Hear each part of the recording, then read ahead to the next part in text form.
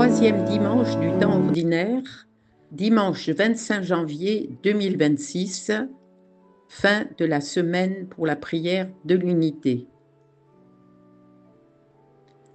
Saint Matthieu, chapitre 4, 12, 23. Les débuts de la mission de Jésus.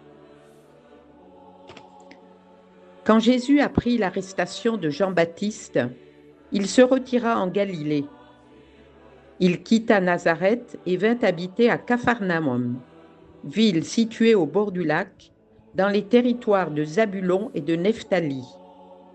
Ainsi s'accomplit ce que le Seigneur avait dit par le prophète Isaïe, pays de Zabulon et pays de Nephtali, route de la mer et pays au-delà du Jourdain, Galilée, toi le carrefour des païens, le peuple qui habitait dans les ténèbres a vu se lever une grande lumière. Sur ceux qui habitaient dans le pays de l'ombre et de la mort, une lumière s'est levée. À partir de ce moment, Jésus se mit à proclamer « Convertissez-vous, car le royaume des cieux est tout proche. » Comme il marchait au bord du lac de Galilée, il vit deux frères, Simon, appelé Pierre, et son frère André, qui jetaient leurs filets dans le lac. C'étaient des pêcheurs. Jésus leur dit, « Venez derrière moi, et je vous ferai pêcheurs d'hommes. » Aussitôt, laissant leurs filets, ils le suivirent. Plus loin, il vit deux autres frères, Jacques, fils de Zébédée, et son frère Jean, qui étaient dans leur barque avec leur père, en train de préparer les filets. Il les appela. Aussitôt, laissant leur barque et leur père, ils le suivirent. Jésus, parcourant toute la Galilée, enseignait dans leurs synagogues, proclamait la bonne nouvelle du royaume, guérissait toute maladie, toute infirmité dans le peuple.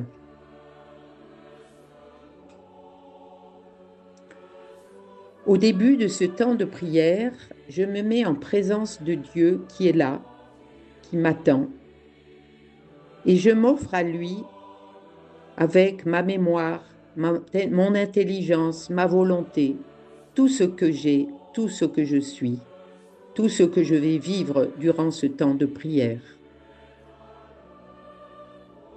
Je me rappelle l'histoire. Après son baptême, après les tentations au désert, Jésus commence sa mission. Il est lié à la mission de Jean le Baptiste. Et le signe du commencement de sa mission, c'est l'arrestation de Jean. Il prend la relève.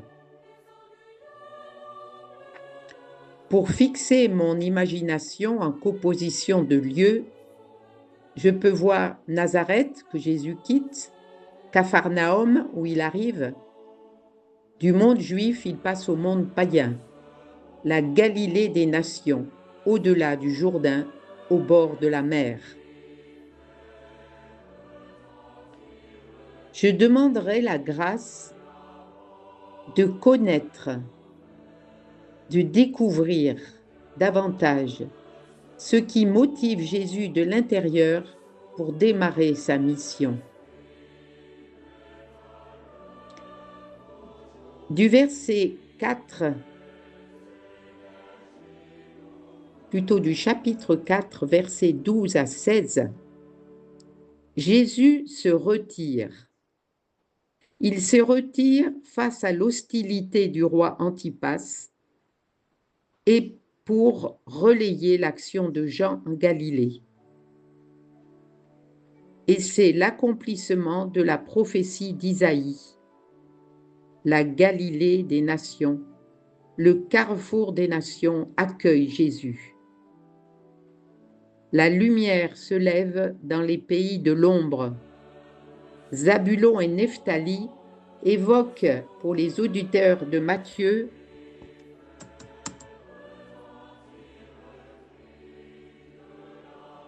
l'exil. La montagne de Galilée se profile et annonce le rassemblement à venir de tout le peuple d'Israël. Alors je pourrais laisser ces prophéties de l'Ancien Testament s'éclairer à la lumière du Nouveau Testament, de la vie, de la venue de Jésus. Au verset 17, à partir de ce moment, Jésus se mit à proclamer « Convertissez-vous, car le royaume des cieux est tout proche. » C'est la première parole publique de Jésus. Jésus qui, pour le moment, se situe simplement comme le héros, le porte-parole qui s'identifie au message qu'il porte. Le royaume de Dieu est là, tout proche.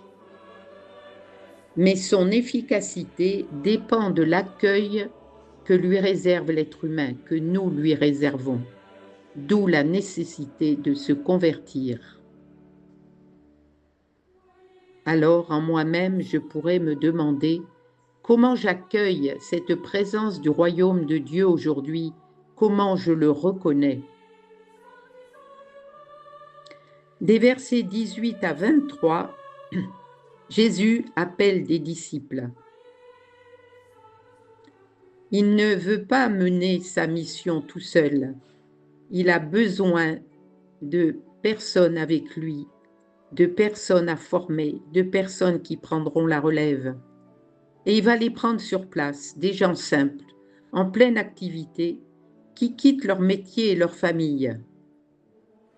Il les appelle à le suivre tout d'abord, puis à participer à sa mission de pêcheur d'hommes. Nous pouvons nous demander pourquoi 2 pères, 2 fois 2 frères. Et en moi-même, avant de regarder ma mission et éventuellement de l'évaluer, je pourrais me demander, est-ce que je suis un ou une disciple? Est-ce que ma première réponse, c'est de suivre Jésus, de cheminer avec lui comme compagnon, compagne?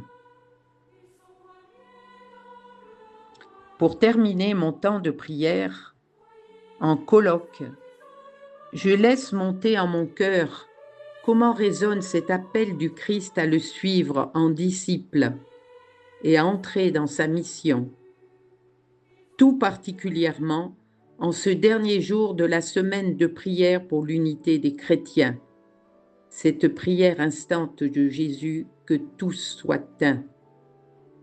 Je peux terminer par ce texte de Jean, par un autre Père ou par âme du Christ.